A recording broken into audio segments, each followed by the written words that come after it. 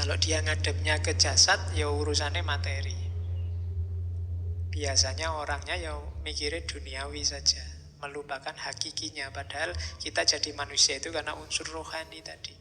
Kalau hewan dia punyanya jasad sama.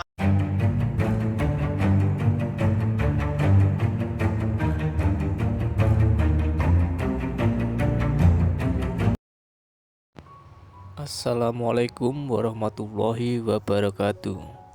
Jumpa lagi di my YouTube channel. Tadi kan halun lin nafsi. Sekarang ayo belajar membaca nafas kita, jiwa kita. Perhatikan dalam diri kita ada 3 aspek: jasad, hayat, dan ruh.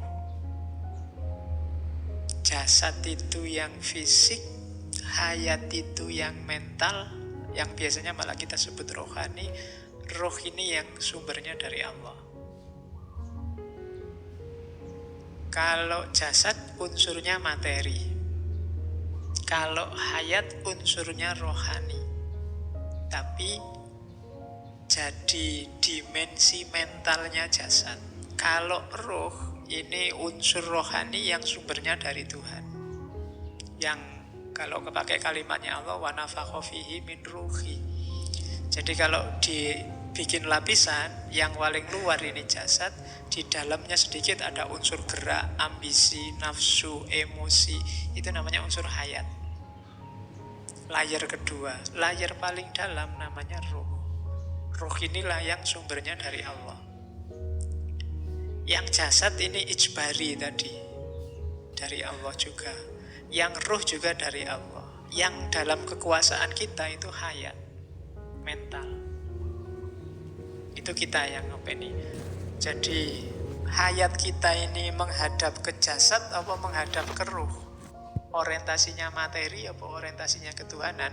Itu nanti menentukan akhlak kita.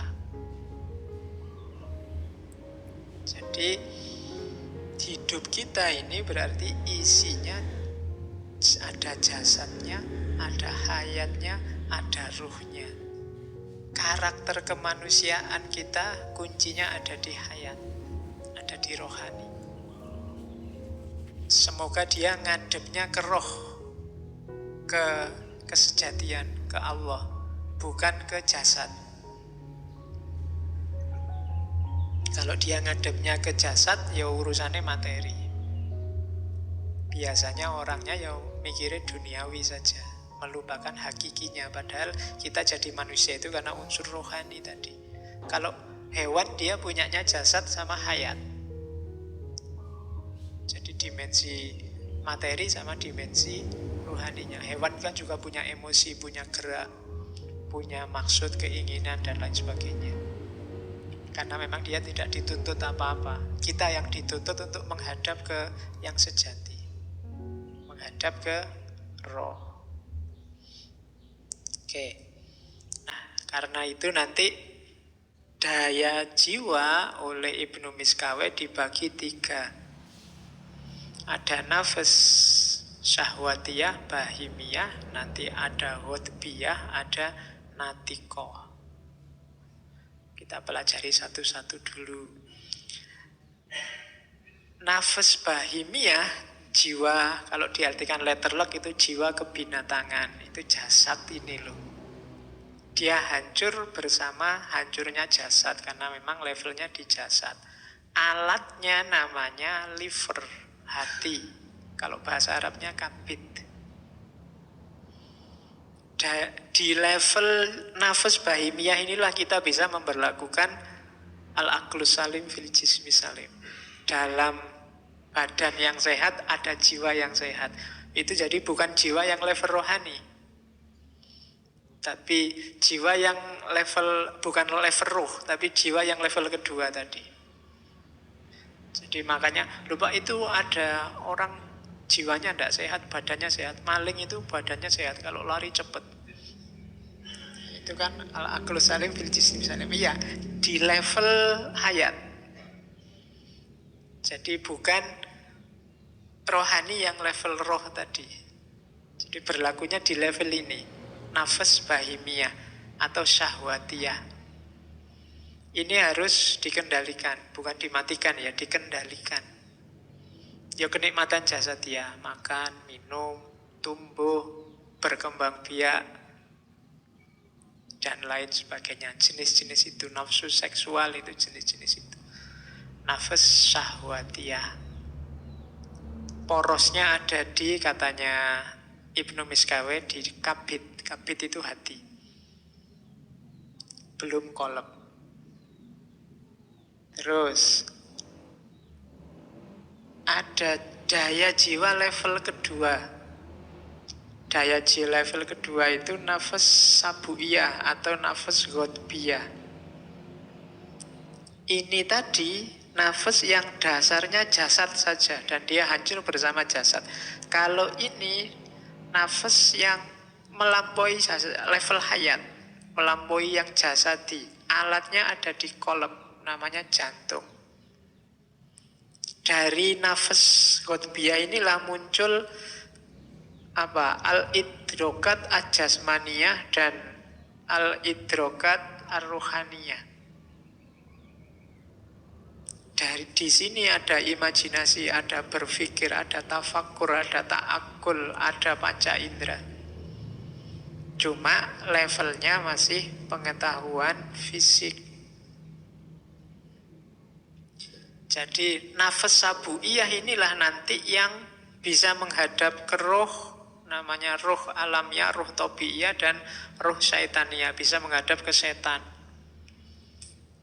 Dia ini kalau nggak dijaga bisa yang mendorong kita melakukan perbuatan-perbuatan jahat. Kalau tadi kan hubungannya dengan pertumbuhan kita, kenikmatan jasadi, analoginya biasanya sama tumbuhan yang bahimiyah tadi. Sementara yang sabuiyah ini kayak hewan buas. Hewan buas itu kan bisa punya daya pertimbangan, bisa ngukur macan mau menerkam apa, itu kan pakai perhitungan dengan kekuatan berapa, dengan berapa. Jadi itu namanya nafas yang kedua, nafas sabuiyah atau nafas ghotbiyah. Jadi nanti dia bisa nyampe roh alamiah dan roh syaitoniyah. Jadi hakikat yang asli atau ketemu roh kesetanan. Jadi setan apa jadi semakin alamiah, semakin hakiki. Itu nafas ghotbiyah. Ini harus diarahkan. Kalau yang bahimiyah ini kita harus tahu batasnya. Kalau yang sabuiyah kita harus tahu orientasinya. Hidup kita ada di mana? Itu nafas sabuiyah. Terus. Ini saya agak cepat. Masih panjang masalahnya. Yang ketiga nafas an-natikoh. Nafas natikoh inilah atau disebut al-quwah al-akliyah, al-quwah al-mumayyizah, ketika akal sudah sempurna. Dialah rohani yang tidak hancur ketika jasad juga hancur. Tidak pakai alat jasmania, bukan kolab, bukan kabit, karena dia tidak pakai alat jasmania. Dayanya dua, alimat sama amilat. Kalau pakai bahasa Yunani kemarin, Sofia sama Phronesis. Kebijaksanaan teoritis dan kebijaksanaan praktis. Kalau daya natikoh ini optimal, kita akan jadi orang bijaksana. Yang kita kejar-kejar selama ini, entah sudah berapa tahun, makhluk yang namanya kebijaksanaan. Itu muncul ketika kita nyampe makom an-nafas an-natikoh. Jiwa yang berpikir, jiwa yang cerdas. Jadi kalau ini tidak ada manifestasi fisiknya. Kadang-kadang jasmaninya terbatas, tapi akalnya luar biasa. Daya alimatnya luar biasa. Beberapa filosof kan ada keterbatasan fisik. Stephen Hawking itu pakai kursi roda, orangnya kayak gitu. Ada yang cacat, ada yang... Tapi pikirannya luar biasa, karena memang Dia tidak ada simbol fisiknya. Ini murni rohani. Jadi kalau diulang dari depan tadi, ada jasad, ada hayat, ada ruh.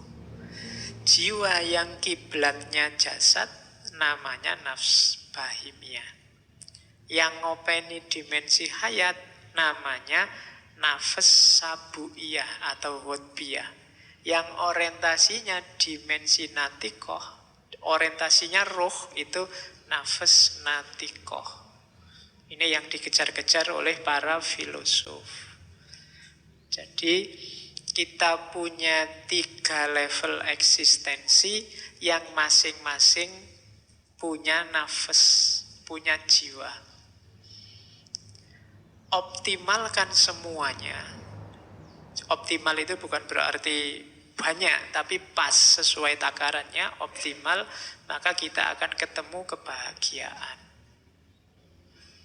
Urusan jasmani sehat, rohani sehat, dan roh kita juga sehat. Nah, ini tugas hidup yang agak berat. Saya tidak tahu kapan kita mulai serius ke sini. Ya kan? Kalau saya tanya gini, saya khawatirnya kamu mengkeret.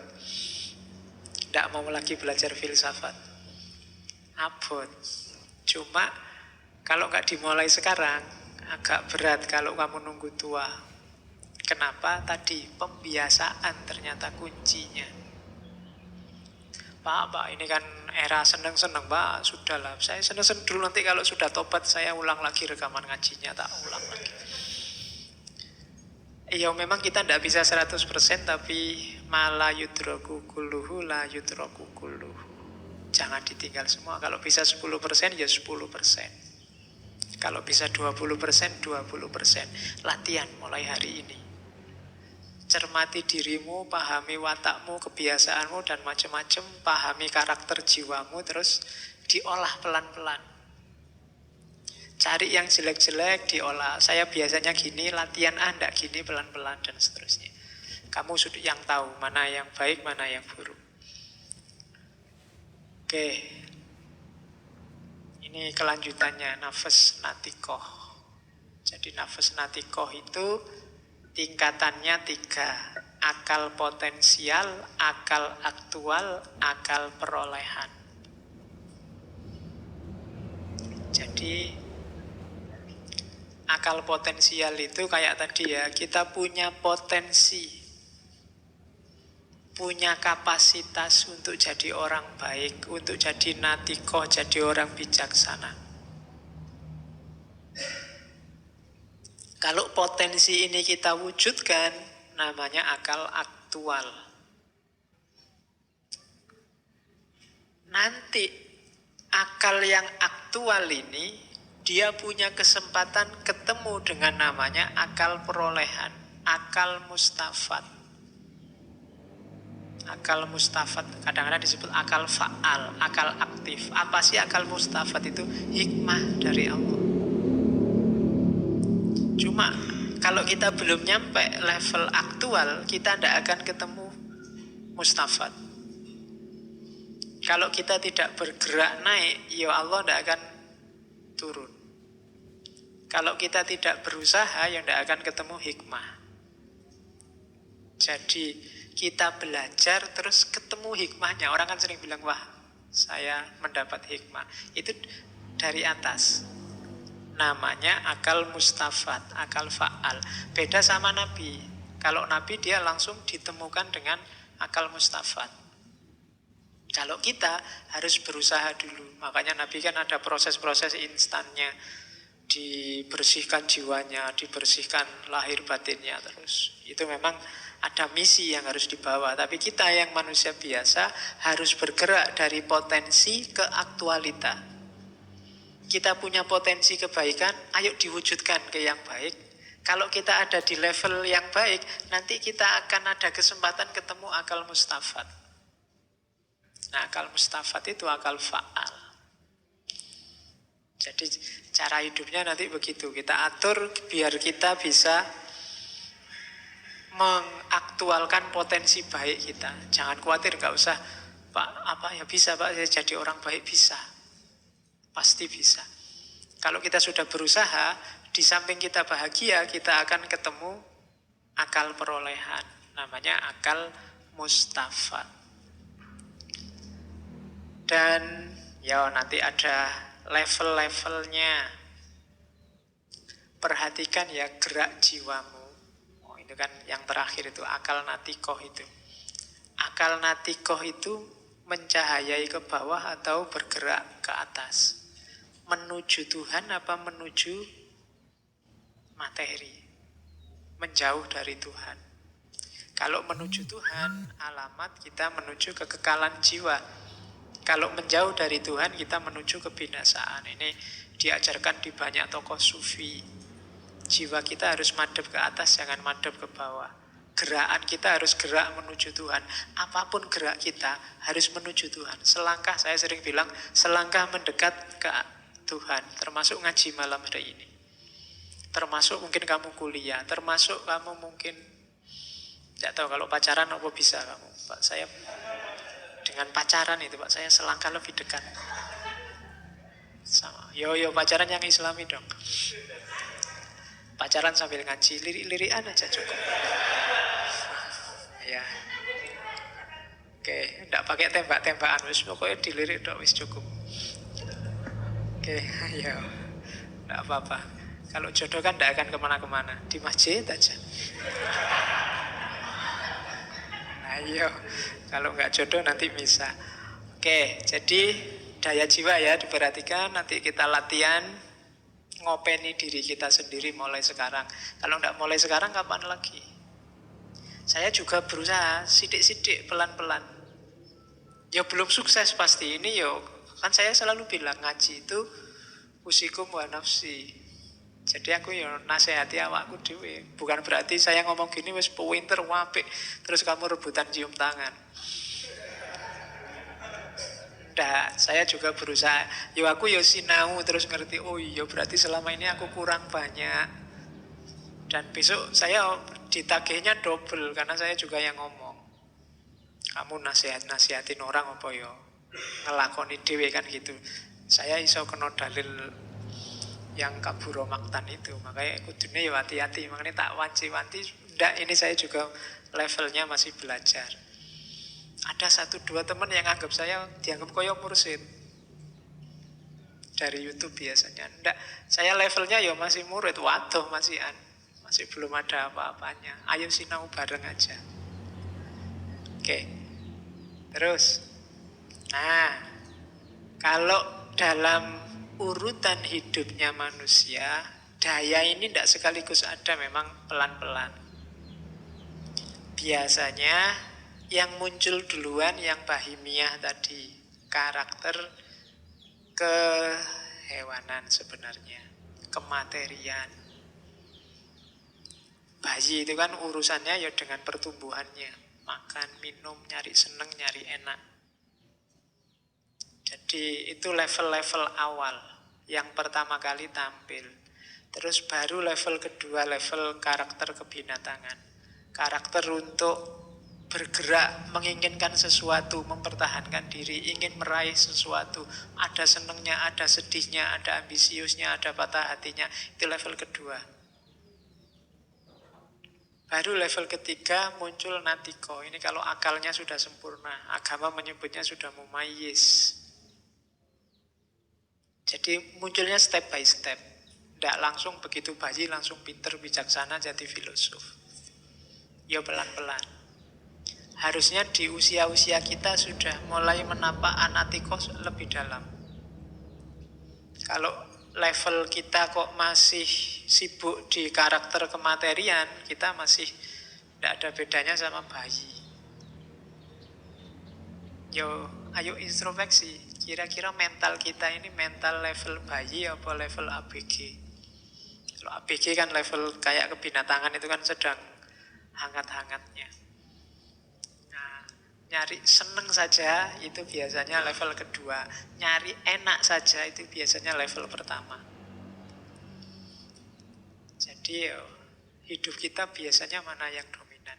Yang pertama, yang kedua, apa yang ketiga? Cirinya kita sudah nyampe natikoh, Katanya Ibnu Miskaweh, sudah punya rasa malu enggak kita? Kalau sudah punya rasa malu, disitulah dimulai pendidikan akhlak. Duwe isin. Kok sampai tua orang duwe isin, berarti belum balik. Ya, yo jangan dimarahi, berarti kan tokoh-tokoh kita kok korupsi besar-besaran, enggak punya malu ya dia. Oh, kasihan dia belum balik berarti. Karena kalau dia sudah balik, sudah punya rasa malu. Semakin orang besar harusnya dia rasa malunya semakin besar. Bukan kemaluannya loh ya, rasa malunya. Jadi semakin besar. Semakin orang duwe isin berarti dia semakin belum dewasa. Jadi adikmu besok, anakmu besok kalau sudah ngerti malu, saatnya pendidikan akhlak. Berarti dia sudah bisa membedakan mana baik, mana buruk, mana pantas, mana tidak pantas. Saatnya dididik akhlak. Karena parameternya rasa malu. Makanya Nabi bilang, kalau kamu tidak malu, lakukan apapun yang kamu inginkan. Terima kasih sudah menonton. Semoga bermanfaat.